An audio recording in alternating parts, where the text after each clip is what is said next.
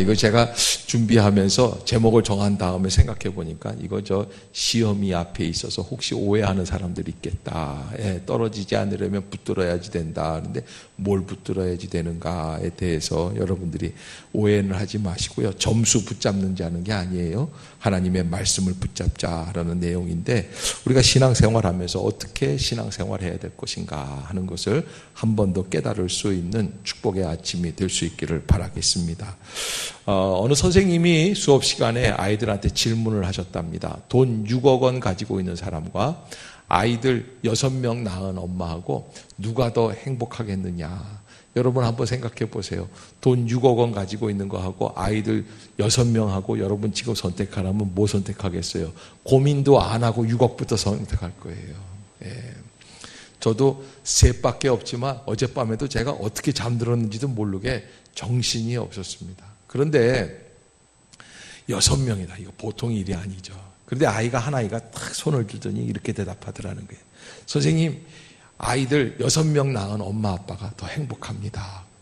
왜 그러느냐? 그랬더니 이렇게 얘기하더라고요.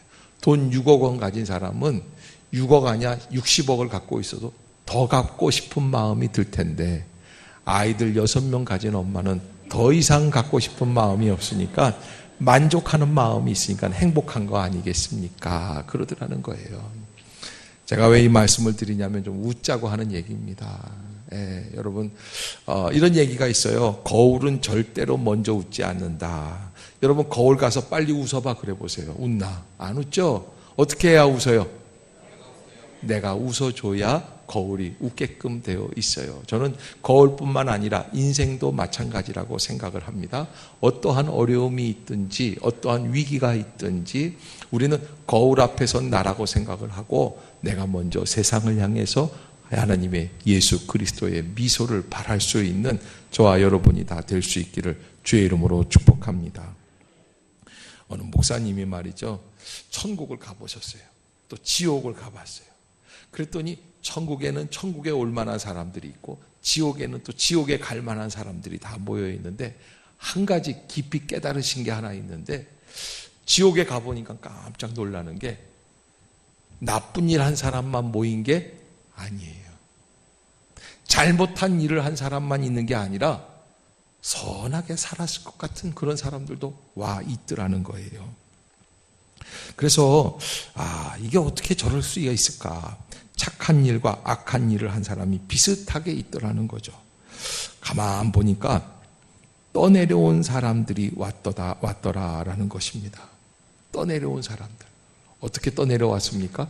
내가 예수 믿는지 안 믿는지 비슷하게 살아가면 떠내려오게끔 되어 있더라는 거예요. 한번 따라해 주시길 바랍니다. 떠내려가지 맙시다. 다시 한번 떠내려가지 맙시다. 언젠가 그 TV 뉴스에 나왔던가요? 한 여학생이 저 양평인지 어디인지에서 줄 메고 뛰는 거 있지 않습니까? 그 번지 점프 하는데 최근에 있었던 일이에요. 그 여자애가 남자애가 그 사진을 찍고 있고 여자애가 뛰어내고 여자애가 간이 센 거예요. 막 뛰었는데 줄이 안 묶여 있어요. 그냥 떨어졌어요. 그런데 다행히 그 밑이 물이에요. 그런데도 막 긁히고 아프고 다치고 막 그랬더라고요. 그 안면 마비가 오고 그랬대요. 그래도 그만하기가 참 다행이죠. 제가 그 영상을 보면서 이 생각을 했어요.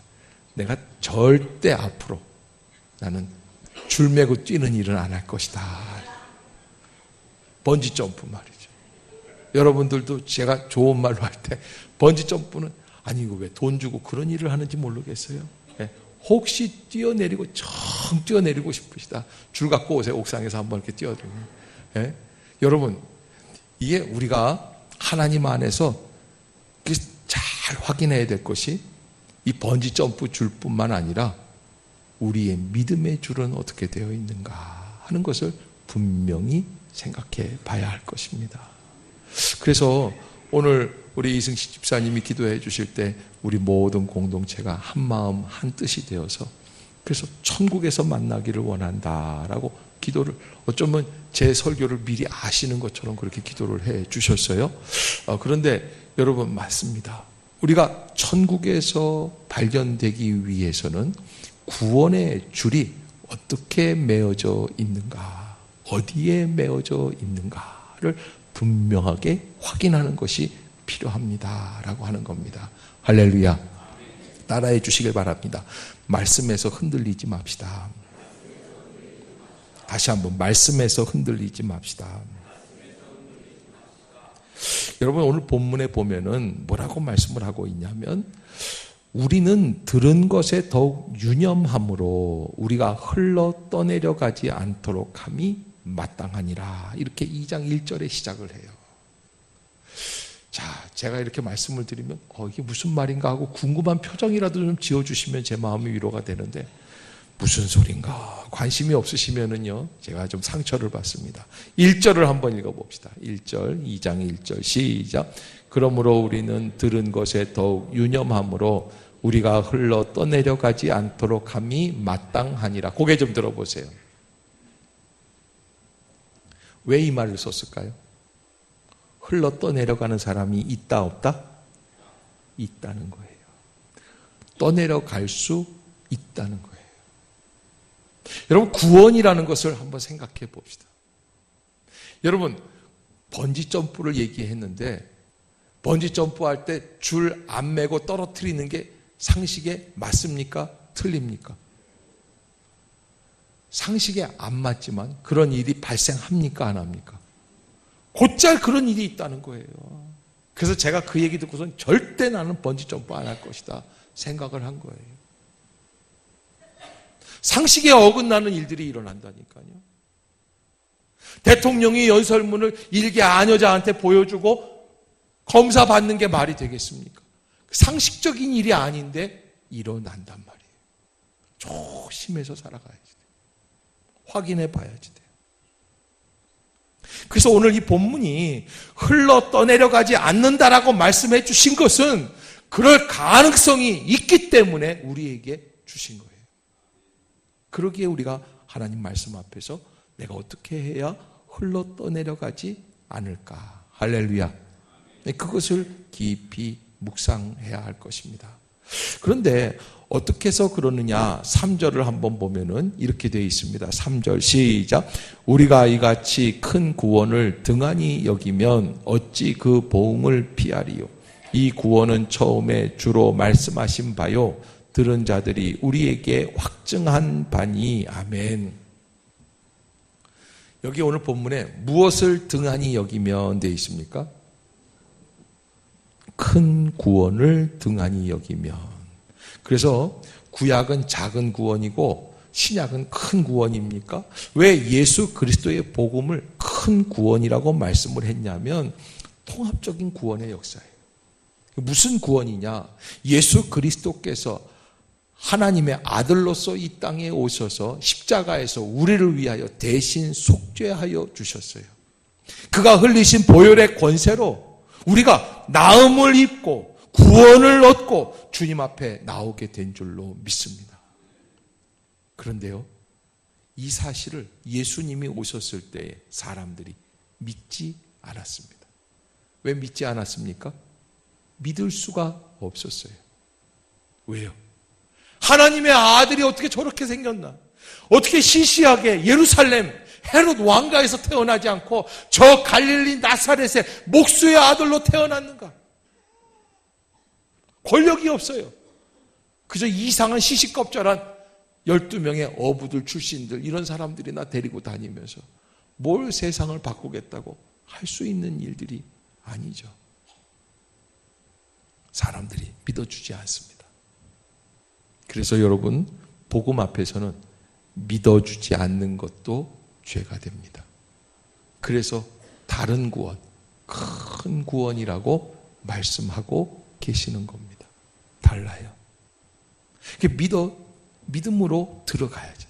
믿지 않으면 시작할 수 없습니다. 그런데 오늘 이 큰 구원을 어떻게 해야지 되느냐?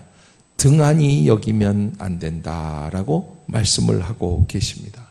등한히 여기는 게 뭡니까? 함부로 생각한다는 거예요. 아무것도 아닌 것처럼 생각한다는 거예요. 우리가 오늘 본문에서 잠깐 한번 생각해 봐야 될 게, 등한히 여긴다는 말을 어떻게 해야 우리가 등한히 여기지 않을까? 저는 몇 가지로 한번 생각해 봤는데, 첫 번째는 의심한다라는 말로 표현할 수가 있습니다. 따라해 봅시다. 하나님의 말씀을 의심하지 맙시다. 다시 한번, 하나님의 말씀을 의심하지 맙시다. 네, 의심하지 말아야 돼요. 하나님이 우리에게 주신 놀라운 선물을 바라보며 그 사실을 의심하는 일은 하나님 앞에 무서운 죄가 됩니다. 로마서 4장 20절에 뭐라고 기록이 되어 있냐면, 믿음이 없어 하나님의 약속을 의심치 않고 믿음에 견고하여져서 하나님께 영광을 돌리는 믿음. 이게 아브라함이 그렇게 했거든요. 75세의 부름을 받고 하나님의 선택을 받아서 하란을 떠나서 가나안 약속의 땅으로 나아가는데, 하나님이 그렇게 해 주실 것을 믿었다는 거예요. 하나님이 나 같은 사람에게도 하나님의 약속대로 하늘의 별과 같이 땅의 모래알같이 나에게 자손의 축복을 주실 줄로 믿습니다. 그 믿음을 의심치 않고 믿음에 견고하여지는 그런 능력이 있었다. 여러분, 우리가 다른 무슨 축복보다도 가장 귀한 축복은 믿음의 축복을 받아야 될 줄로 믿습니다. 그 믿음의 축복, 분명히 믿어서 의심치 않는 은혜를 체험할 수 있기를 주의 이름으로 축복합니다. 두 번째는 등한히 여긴다라는 말은 귀중히 여기지 않고 소중히 간수하지 않는다라는 것입니다. 어느 목사님이 이런 얘기를 하셨어요. 구원이라는 것은 구원 열차에 타는 티켓을 얻은 것이다. 그런데 여러분, 이럴 때 있어요. 깜빡 저기 어디 마트 같은데 음료수 사러 갔다가 돈 내고 카드 지불하고, 그리고서는 지갑 옆에 놓고 있다가 이 입장권 거기다가 놓고 나오는 적 있어요, 없어요? 있어요. 저 한 달 전인가 2달 전에도 저쪽에 무엄마을에 신한은행 밑에 있는 기계에서 돈 찾으려고 했는데, 이렇게 보니까 누가 그 농협 그 카드 주민등록증까지 같이, 저같이 착한 사람한테 걸렸으니 망정이지. 제가 그래서 얼른 봤는데 우리 교인은 아니더라고요. 우리 교인이면 내가 얘기해주고서 빨리 열어줘라. 그런데 이걸 내 옆에 있는 아줌마한테 물어봤어요. 이거 어떡할까? 이 아줌마가 말로는 안 들어. 무슨 뜻이냐면, 이게 수화로 했는데 귀찮으니까 놔두라는 거예요. 세상에 그런 사람들이 있어요.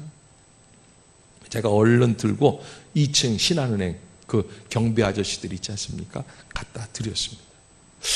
자, 여러분, 우리가 이게 신앙생활 하면서 차표 한 장 갖고 있다고 그래서 내가 광주 가는 열차를, 부산 가는 열차를 타고 갈 수 있는 게 아닙니다.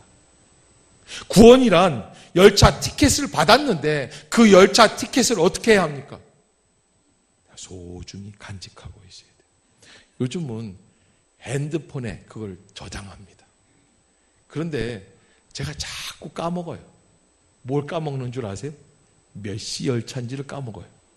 또 몇 번째 칸인지, 그 다음에 몇 번 좌석인지를 자꾸 잊어먹어가지고 핸드폰을 또 열어보고. 여러분, 자꾸 열어볼 수 있기를 주의 이름으로 축복합니다. 구원의 은혜를 잊지 말아야지 돼요. 소중히 여겨야지 돼요. 빌립보서 3장 8절에 보면 바울은 이렇게 말씀을 하고 있어요. 내가 그리스도를 위하여 무엇이든지 내게 유익하는 것을 다 해로 여길 뿐만 아니라 모든 것을 해로 여김은 내 주 그리스도 예수를 아는 지식이 가장 고상함을 인함이라 라고 고백을 해요. 무슨 얘기입니까? 예수 그리스도 복음의 지식을 아는 게 가장 고상하기 때문에 지금까지 자기가 가지고 있었던 경험, 체험, 말씀에 대한 지식 다 해로 여긴다. 내려놨다는 거예요. 예수님만 안다라는 거예요. 따라해 봅시다. 예수님을 아는 지식이 가장 고상한 지식입니다. 할렐루야.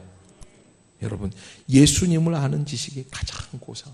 이번에 수능시험 잘 보든지 안 보든지. 지난 시간에 제가 바로 여기 올라오기 전에 잠깐 쉬는 시간에 우리 고3 학생들 데리고서는 기도를 해줬어요. 가슴이 두근두근 뛴다는 거. 걱정하지 마라. 제가 그렇게 얘기를 했습니다. 이번에 시험 잘 보든지 못 보든지 너희의 인생은 계속 진행되어 갈 것이다.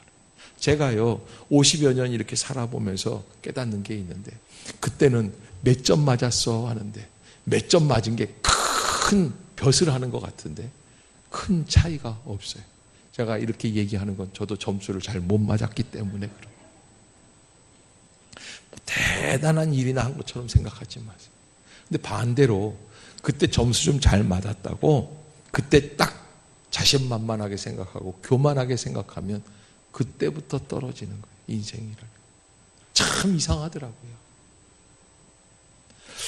여러분, 우리가 하나님의 은혜 가운데 하나님께서 허락해 주시는 이 구원의 지식을 깊이 알고 소중히 생각하고 함부로 대하지 않고. 아이젠하워 대통령이 병에 걸려서 죽어갑니다. 그런데 의사가 얘기를 합니다. 카카, 얼마 남지 않았습니다. 자꾸 다른 얘기하고 그러니까 의사가 옆에 있다가 답답해서 해줬어요. 그러니까 대통령이 지혜롭죠? 그래? 그러더니 다 나가라 그러더니 비서실장이랑 다 나가라. 그러더니 목사님 좀 모셔와라. 빌리그레함 목사님이 오셨어요. 빌리그레함 목사님이 그 손을 딱 잡고, 그땐 젊었을 때니까요. 카카, 제가 도와드릴 일이 뭐가 있습니까? 그랬더니 이 아이젠하워 대통령이 이렇게 얘기를 해. 한참 생각을 하다가, 목사님, 나를 좀 도와주시오. 이제 내가 이 땅을 곧 떠날 텐데 임종을 맞이하려고 보니까 하나님을 만날 확신이 없습니다. 지금 숨을 거둔다면 천국에 갈 확신이 없습니다. 나의 마지막을 부탁드립니다. 그때 이 목사님이 짧은 시간이지만 복음을 그에게 잘 전달했습니다. 카카, 이 사실을 믿으십니까? 예, 믿습니다. 그때 빌리그레함 목사님이 이런 얘기를 했어요. 천국에는 착한 일만 열심히 해서 나아갈 수 있는 사람은 없습니다. 자기의 의를 가지고 들어갈 수 있는 사람이 아무도 없다는 거예요. 우리는 다 하나님 앞에 죄인입니다. 부족한 사람입니다.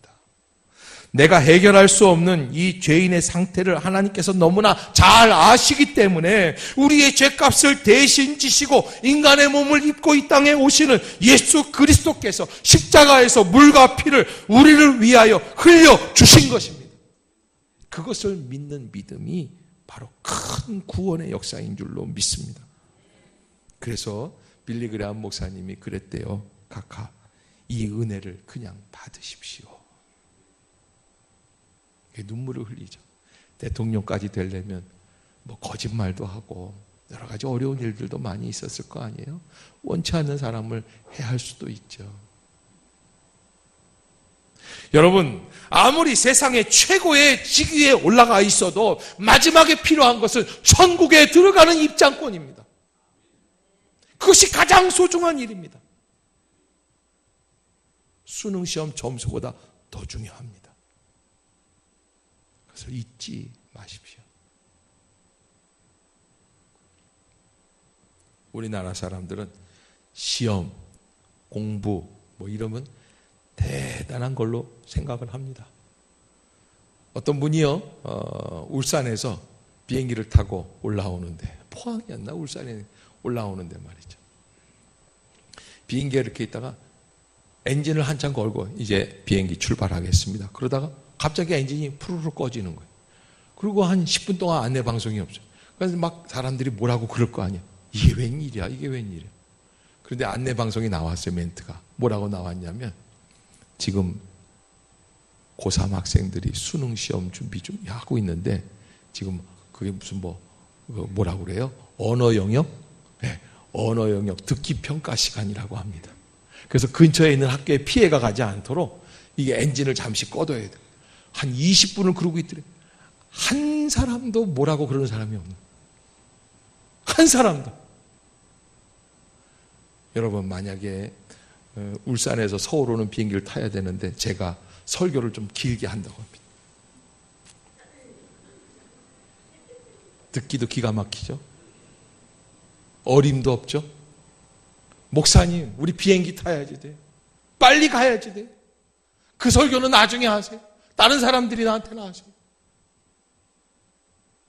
여러분, 우리 눈앞에 예수 그리스도의 복음을 내가 어떻게 대접하고 있습니까? 그 은혜를 어떻게 붙잡고 있습니까? 세 번째로 등한히 여긴다는 말은 하나님의 은혜를 거역한다라는 겁니다. 하나님의 은혜인데, 하나님이 주시는 성령의 역사인데 그것을 세상적인 욕심으로 바꾸어 버리는 거예요. 진리를 바꾸고 성령의 은사를 바꾸고 가치관을 바꾸어서 마치 돈 벌기 위해 예수 믿으면 되는 걸 알고 있는 것처럼, 그런 것하고는 비교할 수 없는 소중한 은혜인데 말이죠. 네 번째, 등한히 여긴다는 말은 한마디로 얘기하면 순종하지 않는다라는 것입니다. 우리가 이 같은 하나님의 큰 구원이 하나님의 선물인 줄 안다면 반드시 그 선물 앞에 순종해야지 된다라는, 할렐루야. 너희가 나를 사랑하면 내 말을 지키리니 예수님이 말씀해 주셨어요. 우리가 하나님의 말씀을 지켜나가는 것은 바로 하나님의 은혜인 줄로 알기 때문에, 은혜가 너무 소중한 것임을 알기 때문에 그것을 믿고 따라가는 줄로 믿습니다. 제가 언젠가 한 번은 가을에 산에 간 적이 있는데 시냇물이 졸졸졸졸 흘러가는데 그 시냇물을 보면서 이렇게 보니까 작은 피라미들이 거기 다 있더라고요. 근데 참 이상한 게 고기라는 이 물고기들이 어떻게 있냐면 꼭 물 흐르는 반대쪽으로 거슬러 올라가요. 거슬러 올라가요. 작은 건데 눈으로 이렇게 봐야 보이는 그런 피라미들인데도 쫙 거슬러 올라갑니다. 근데 저기서 등치 큰 나무 둥지 하나가 둥둥 떠내려옵니다. 왜 그렇습니까? 생명이 없으면 떠내려갑니다. 붙잡지 않으면 떠내려갑니다. 등한히 여기면 떠내려가게끔 되어 있습니다. 하나님의 복음을 꼭 붙잡읍시다. 오늘 주신 말씀 가운데 우리는 들은 것에 더욱 유념하라고 말씀을 합니다. 하나님의 주시는 말씀을 붙잡지 않는 거예요. 천사들을 통하여 하신 말씀을 견고하게 하라는 거예요. 주님께서 처음에 주신 말씀을 들은 자들이 온전하게 하라는 거예요. 확증하라는 거예요. 하나님의 말씀을 붙들 수 있기를 우리 모든 성도들이 되시기를 주의 이름으로 축복합니다. 여러분, 세상에 믿을 수 없는 일들이 우리 주변에서 일어납니다. 어제도 밤새도록 100만 명이 넘는 사람들이 지도자가 물러가라고 광화문에서 새벽 4시까지 집회를 하다가 해산이 되었다고 하는데, 어제 그 뉴스를 보면서 얼마나 가슴이 뛰고, 제가 일주일 내내 우리 교인들 한 사람도 광화문에 나가지 말라. 아마 이 얘기 들으면은 운동권이나 의식 있는 분들은 막 뭐라고 저를 비난할 수 있을 거예요. 그래도 다행히 우리 교회가 그렇게 큰 교회가 아니기 때문에 그렇게 많이 비난을 하지 않을 거라 생각이 드는데, 여러분, 제가요 운동권이 아니라서 이런 말씀을 드리는 게 아닙니다. 지금은 기도할 때입니다. 우리가 광화문에 모여서 막 뭐라고 아우성을 치면요, 이거를 나쁜 마음을 갖고 있는 정치인들 가운데 악의용이에요. 그러면 사실이 없어져요. 팩트가 없어져요. 감정만 남아요. 들뜬 기분만 남아요. 제가 너무 걱정스러운 게 100만 명이 넘었다고 하는데 광화문 내거리 안국동까지 꽉 차서 청와대 100m 앞에까지 나갔다는 거예요. 근데 그때 누가 쓰러지거나 다치거나 먼저 돌을 던지거나 누가 총을 한번 쐈거나 물대포를 한번 쏘면 나라가 엉망진창이 됩니다. 너무너무 위기의 순간, 잠을 잘 수가 없어요. 밤새 잠을 설쳐요. 우리가 하나님 앞에서 떨어지지 않기 위해서 붙들고 기도해야 할 줄로 믿습니다. 지도자가 있지만 그 지도자를 신뢰할 수 없는 상황이 이르렀기에, 재작년에 세월호 사건이 일어났을 때 그것은 그들의 슬픔으로 끝나는 줄 알았죠. 또 지난 여름, 가을, 9월 달에 경주에서 지진이 일어났을 때 또 경상도 지역에서만 일어나는 흔들림이라고 생각이 들었는데 지금 이제 보니까 이 흔들림이 바로 우리 전체의 흔들림이 돼요. 너무너무 답답하고 어려운 순간입니다. 하나님 앞에서 깨어 있어야 할 것입니다. 흘러 떠내려가는 인생 되지 않기를 주의 이름으로 부탁합니다. 하나님의 은혜 가운데 말씀을 붙잡고 또 주신 약속을 붙잡고 구원의 사실을 놓치지 않기를 주의 이름으로 축복합니다. 우리가 내일부터 새벽 기도하려고 하는데 여러분 좀 다들 나오셔서 함께 기도에 동참할 수 있기를 바라겠습니다. 나라를 위해서, 민족을 위해서 꼭 기도해야 될 때 수험생 둔 엄마 아빠들만 나오지 마시고 모든 성도들 다 나오셔서 눈물로 기도할 수 있도록 여러분들에게 부탁을 드립니다. 하나님의 은혜가 늘 넘쳐날 수 있는 구원받은 성도들 되시기를 주의 이름으로 부탁합니다.